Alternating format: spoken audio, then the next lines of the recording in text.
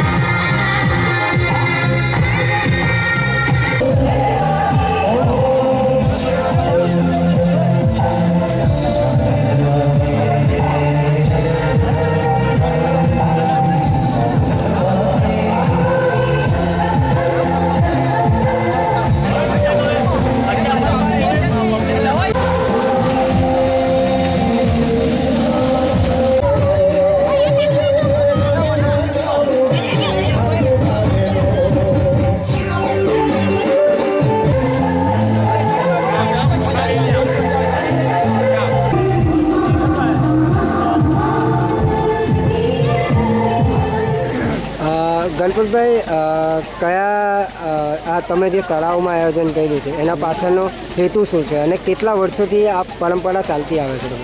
આ નવરાત્રિનો પ્રોગ્રામ અમે છેલ્લા 3 વર્ષથી 2011થી ચાલુ કરેલો છે અને આ 2013માં પણ અમે ચાલુ રાખ્યો છે અને એમાં અમારા સમગ્ર ગામજનો અને ખાસ કરીને યુવા વર્ગને બહુ મહેનત છે અને આખા ગામનો પણ એમાં સહકાર છે। આજુબાજુના ગામથી પણ લોકો ઘણા આવે છે અને માતાજીના દર્શનનો લાભ લે છે। આમાં કોઈ ભેદભાવ નથી, સર્વ જ્ઞાતિઓને છૂટ છે।